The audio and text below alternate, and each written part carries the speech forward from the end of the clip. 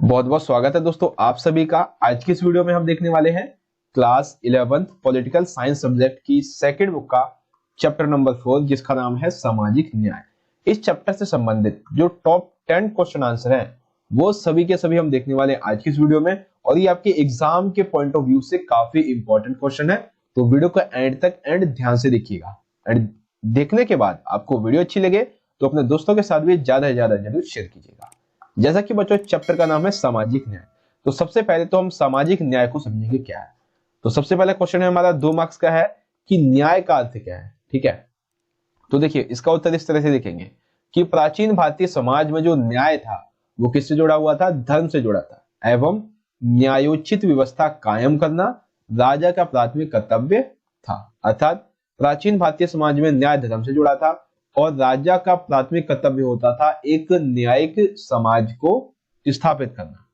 न्याय का संबंध हमारे जीवन से यानी कि व्यक्ति के जीवन व सार्वजनिक जीवन से जुड़े नियमों से होता है। अर्थात जो न्याय का संबंध है वो एक व्यक्ति के जीवन एवं सार्वजनिक जीवन से जुड़ा होता है, जिसके द्वारा सामाजिक लाभ एवं कर्तव्यों का बंटवारा किया जाता है। सामाजिक न्याय क्या है? सामाजिक न्याय जो है किसी भी मनुष्य के साथ भेद ना हो यानी कि भेदभाव ना किया जाए, सभी को अपने व्यक्तित्व विकास के अवसर प्राप्त हो, कानून के समक्ष सभी समान हो तथा वंचित वर्गों को विशेष सुविधाएं प्राप्त हो। इन सभी को हम एक मूल शब्द देते हैं जिसे हम कहते हैं सामाजिक न्याय।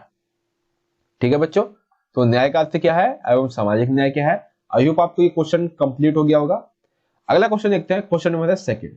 न्याय के प्रति विभिन्न अवधारणाओं का वर्णन कीजिए। ठीक है, तो इसमें देखिए वैसे तो बहुत सारे जो दार्शनिक है उन्होंने अवधारणा दी है, लेकिन जब 2 मार्क्स में पूछा जाएगा तो आप 2 का ही लिखेंगे।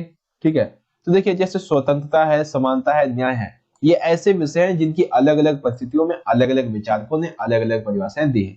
न्याय की विभिन्न अवधारणाएं, सबसे पहली है ग्रीक दार्शनिक प्लेटो की अवधारणा।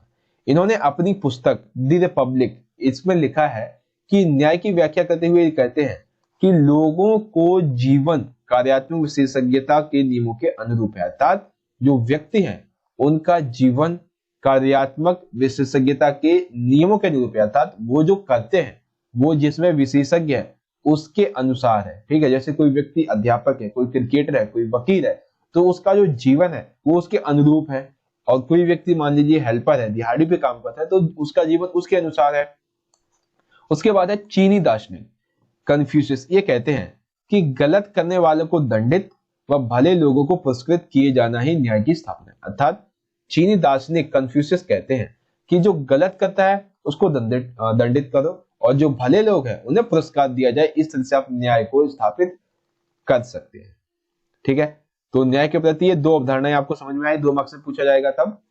और यहाँ पे 1-2 और भी हैं, देख सकते हैं, जैसे कि सुकरात है।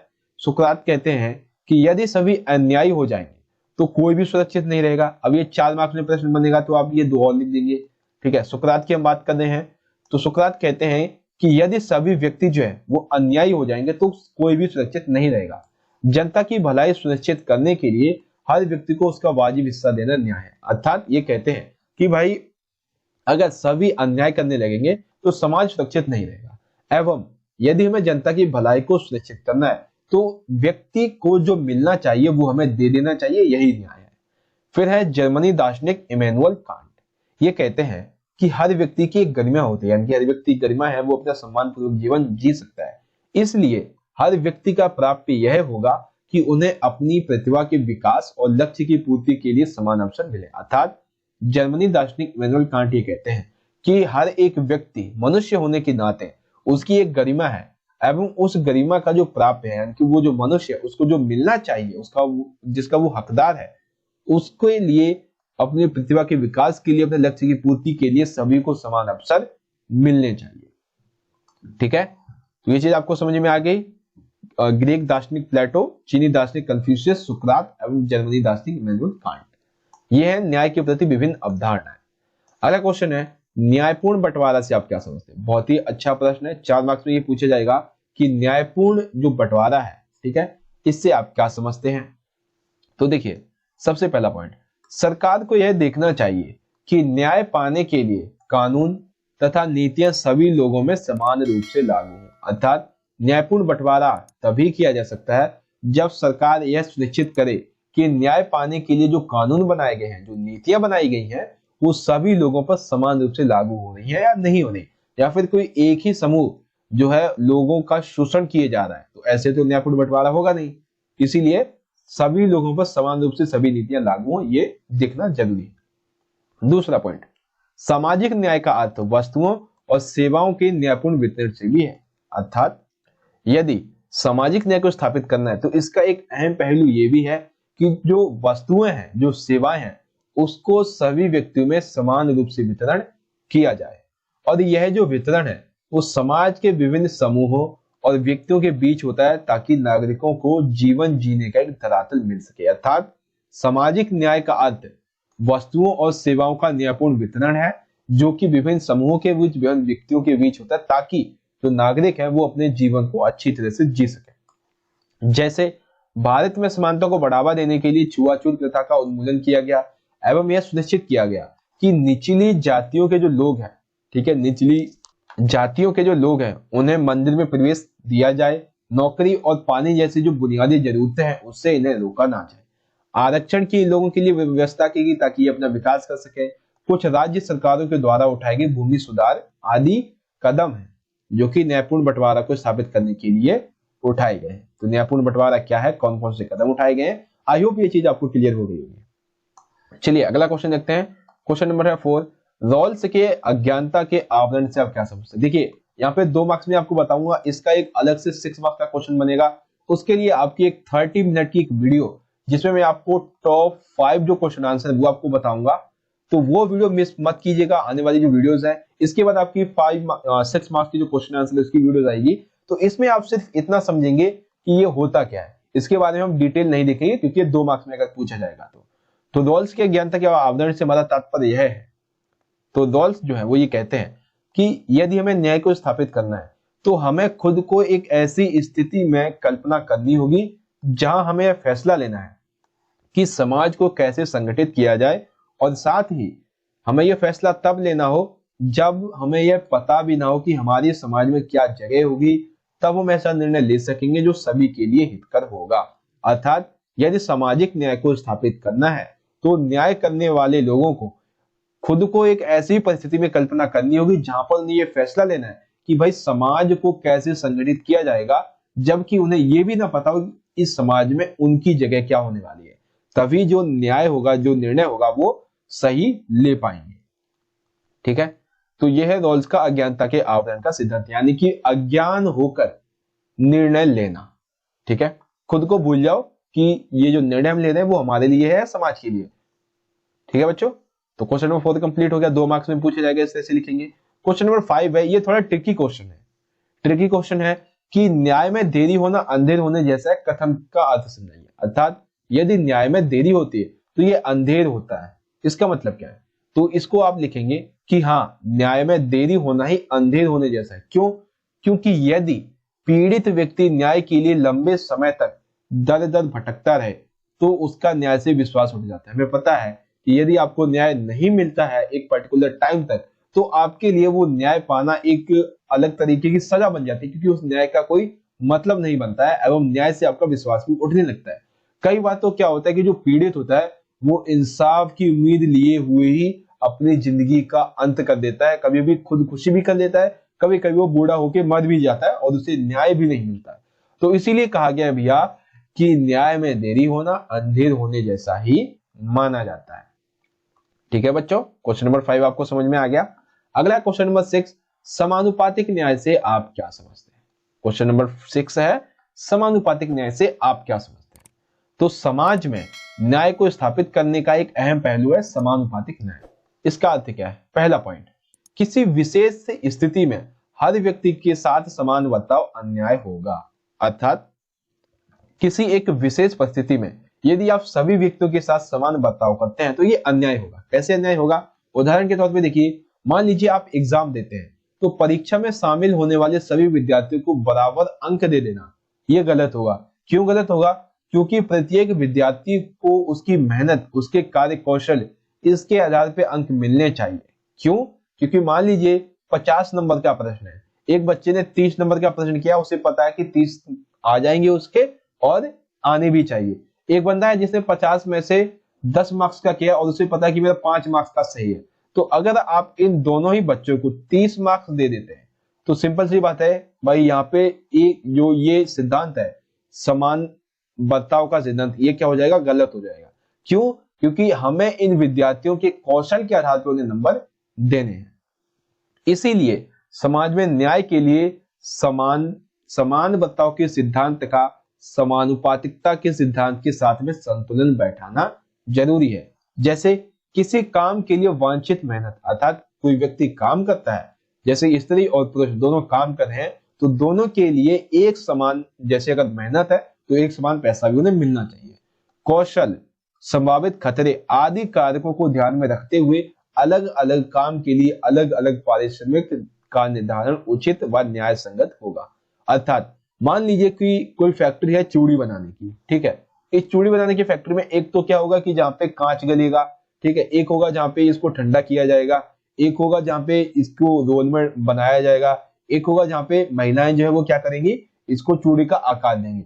तो वहीं एक तो मशीन के पास है, भट्टी के पास, जहाँ पे खतरा है, एक है कि जहाँ पे इसको बेलन का आकार दे रहे हैं। तो वही चीज है कि जो भट्टी का काम है, एक बेलन का आकार है, एक महिलाएं हैं, तो यहाँ पे क्या है, खतरा है, यहाँ पे कम खतरा है, यहाँ पे थोड़ा कम खतरा है। तो क्या है कि इन सभी चीजों को देखते हुए, उसकी मेहनत, खतरे, इन सभी को देखते हुए जो मेहनताना है, जो सैलरी है, वो देना उचित व न्याय संगत होगा।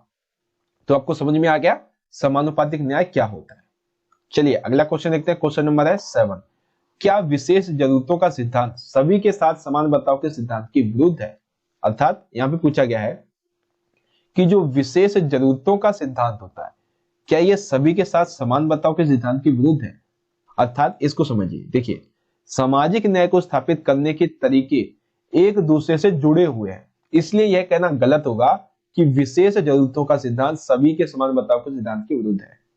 अर्थात यदि समाज में न्याय को स्थापित करना है तो न्याय को स्थापित करने के जितने भी तरीके हैं वो एक दूसरे से जुड़े हुए हैं, तो इसलिए यह कहना गलत होगा कि विशेष जरूरतों का सिद्धांत समान बर्ताव के सिद्धांत के विरुद्ध है। समझिए कैसे। समान लोगों के साथ समान बर्ताव का जो सिद्धांत है उसमें यह निहित है कि जो लोग कुछ महत्वपूर्ण संदर्भों में समान नहीं है उनके साथ भिन्न ढंग का बर्ताव किया जाए। जैसे कि जो विकलांग होते हैं उनके साथ थोड़ा अलग बर्ताव किया जाता है। उदाहरण के लिए विकलांगता वाले लोगों को कुछ खास मामलों में तथा असमान तथा विशेष सहायता के योग्य समझा जा सकता है। लोगों के साथ वर्ग, जाति, नस्ल, लिंग के आधार पर भेदभाव नहीं किया जाए। उन्हें उनके काम और कार्यकलापों के आधार पर जांचा जाना चाहिए, न कि इस आधार पर कि वे किस समुदाय के हैं। ठीक है, तो विशेष जरूरतों का विशेष जो सिद्धांत है वो समान बर्ताव के सिद्धांत के विरुद्ध नहीं है, बल्कि क्या है, उसी का एक विस्तृत रूप है। ठीक है, उसी का एक विस्तृत रूप है। जैसे कि भारत के संविधान में अनुसूचित जातियों, अनुसूचित जनजातियों के लोगों के लिए सरकारी नौकरियों में तथा शैक्षणिक संस्थानों में दाखिले के लिए आरक्षण का प्रावधान इसी सिद्धांत के अंतर्गत किया गया है। अर्थात कि कुछ विशेष परिस्थितियों में जो समान बर्ताव का सिद्धांत है उसके लिए भारत सरकार के द्वारा क्या किया गया है, संविधान में अनुसूचित जाति और जनजातियों के लिए सरकारी नौकरियों आरक्षण में, शैक्षणिक संस्थानों में क्या दाखिले के लिए आरक्षण दिया गया है। ठीक है, तो हाँ, ये कहना गलत होगा कि विशेष जरूरतों का जो सिद्धांत है वो समान बर्ताव के सिद्धांत के विरुद्ध है। ये गलत है, क्योंकि जो समान बर्ताव का सिद्धांत है वो विशेष जरूरतों के सिद्धांत का क्या है, एक और ज्यादा स्पष्टीकरण देखने को इसमें हमें मिलता है। ठीक है, तो ये चीज आपको समझ में आ गई। बच्चों, इस वीडियो में हम जो है वो टोटल आपके 8 प्रश्न करने वाले हैं। ठीक है, क्योंकि इस चैप्टर से आपके जो छोटे छोटे क्वेश्चंस हैं वो 8 ही बनेंगे, और ये है आपका सबसे आखिरी प्रश्न और सबसे छोटा प्रश्न कि भारत में सामाजिक न्याय की स्थापना के लिए कौन कौन से कदम उठाए गए। ठीक है, कदम कौन कौन से, एक सेकेंड, हाँ, कौन कौन से उठाए गए। तो सबसे पहला बच्चों, एक सेकेंड, हाँ, सबसे पहला है मौलिक अधिकारों में प्रावधान। ठीक है, अर्थात मौलिक अधिकार दिए गए सभी व्यक्तियों को। राज्य के नीति निर्देशक तत्वों के द्वारा समाज में सामाजिक न्याय की स्थापना करने की कोशिश की गई है। सभी व्यक्तियों को, सभी महिलाओं को, सभी पुरुषों को निःशुल्क व एक प्राथमिक शिक्षा, जिसे आप 1 से 8 तक की शिक्षा कह सकते हैं, वो अनिवार्य की गई है एवं वो फ्री में भी करवाई जाती है।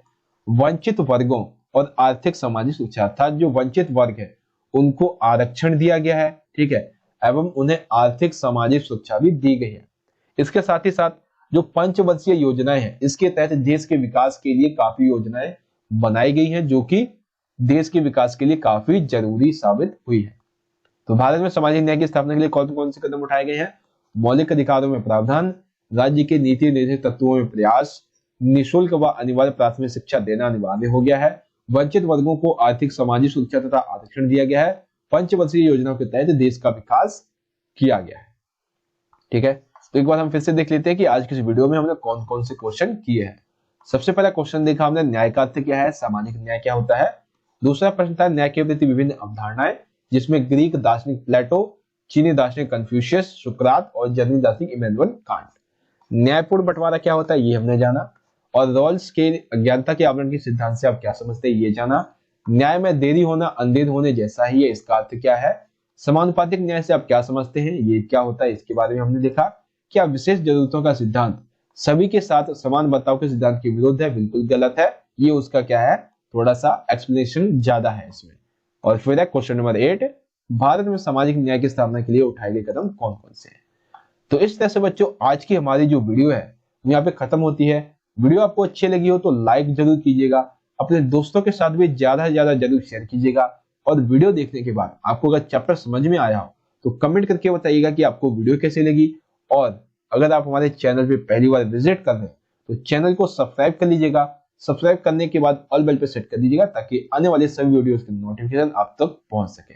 और अगर अभी तक आपने हमारे सोशल मीडिया हैंडल्स पे भी फॉलो नहीं किया है तो उन सभी का लिंक आपको वीडियो के डिस्क्रिप्शन बॉक्स में मिल जाएगा, वहां से हमें जरूर फॉलो कर लीजिएगा।